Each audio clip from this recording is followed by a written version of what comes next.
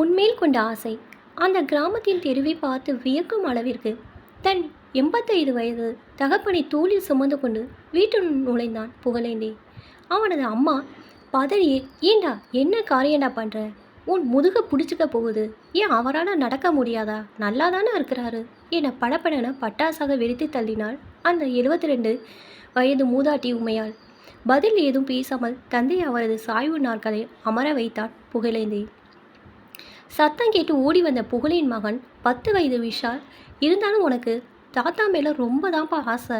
என்னோட ஸ்கூல் பேக்கை உன் தோழி மாட்டிக்கிட்டு வாங்கன்னு எப்போ நான் சொன்னாலும் முடியாதுன்னு சொல்கிற நீ, இன்றைக்கி தோழி தூக்கிட்டு வர நீ சுமக்கிற அளவுக்கு அவர் என்ன படுத்த படுக்கையவா கிடக்கிறாரு? நல்லா தானே நடமாடிக்கிட்டு இருக்காரு, இருந்தாலும் நீ செய்கிறது ரொம்ப ஓவர்ப்பா என கூறி தன் கோபத்தை வெளிப்படுத்தினான் மகன் விஷால். எதற்கும் பதில் சொல்லாமல் அமைதி காத்தார் புகழேந்தி. அறையிலிருந்து வெளியில் வந்த மகள் சுத்தியை பார்த்து, அம்மாடி தாத்தா ரொம்ப கலப்பாக இருக்காரு, குடிக்க மோர் கொண்டு வாமா என்று மகளிடம் கட்டளையிட்ட புகழேந்தி தன் அப்பாவை பார்த்து, அப்பா மோர் குடிச்சிட்டு போய் பாடுங்க, எதையும் மனசில் போட்டு குழப்பிக்காதீங்க, அவங்களுக்கு வாய் இருக்குன்னு 1000 பேசுவாங்க, அதெல்லாம் காதில் வாங்கினீங்கன்னா உங்களுக்கு தான் பிபி எகிரிடும் என்று தந்தையிடம் புகழேந்தி சொல்லவும், அறையின் உள்ளிருந்து குரல் கொடுத்தால் அவனது மனைவி அபிராமி.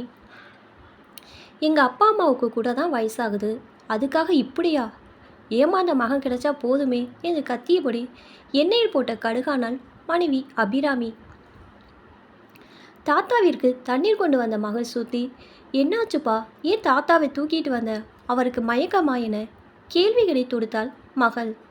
உன் அன்பான இந்த வார்த்தை உங்கள் தாத்தாவுக்கு போதுண்டா தாங்கம். இங்கே பாருமா, தாத்தாவோட பென்ஷன் பணம் மட்டும்தான் இங்கே இருக்கிறவங்களுக்கு தேவைப்படுது, ஆனால் இந்த தாத்தா யாருக்கும் தேவைப்படவில்லை என வருத்தத்துடன் பேசினார் தந்தை புகழேந்தி. இந்த வீட்டில் நீ மட்டும்தாம்மா தாத்தாவை பார்த்து சாப்பிட்டீங்களா தாத்தா என தினமும் கேட்குறாய். இது போன்ற அன்பான சின்ன சின்ன வார்த்தைகள் மட்டுமே இந்த வயதானவர்கள் எதிர்பார்க்கிறார்கள். அவரை தோளில் சுமந்து வந்ததற்கான காரணத்தை கேளுமா. நானும் தாத்தாவும் வந்து கொண்டிருந்த பொழுது திடீர்னு தாத்தா செருப்பு அறந்து விட்டது. இருப்பினும் தாத்தா வெறும் காலுடன் நடக்க ஆரம்பித்தார். வெயிலின் வேகத்தால் சாலையில் ஏற்பட்ட சூடு மற்றும் வயது முதிர்வு காரணமாக அவரால் நடக்கவும் முடியவில்லை. சற்றென அவருக்கு மயக்கம் வந்துவிட்டது. அதை பார்த்து கொண்டு என்னால் எப்படிம்மா சும்மா இருக்க முடியும்? சின்ன வயதில் என்னையும் உன்னையும் அவரது தோளில் சுமந்தராயிட்டே எனக்கு நன்றாக நினைவிருக்கிறது. சிறு வயதில் தெரு நாய்களுக்கு பயந்து அவரை தூக்க சொல்லி அடம் செய்வேன். அன்று அவர் என்னை சுமந்தார், இன்று நான் அவரை சுமக்கிறேன், அவ்வளோதான் வித்தியாசம் என்று சொல்லி சிரித்தார் புகழேந்தி. சற்று நேரத்துக்கு பின் உள்ளே அம்மா அப்பாவிடம் பேசுவது துல்லியமாக காதில் விழுந்தது புகழேந்திக்கு. ஏங்க, இன்னுமா உங்களுக்கு புரியலை? நம்ம பையனோட மட்டமான புத்தி. ஆமாங்க, நம்ம பொண்ணுக்கு மாதம் மாதம் உங்களுக்கு வர பென்ஷன் பணத்தில் பாதியை கொடுத்துட்டு வரீங்களே.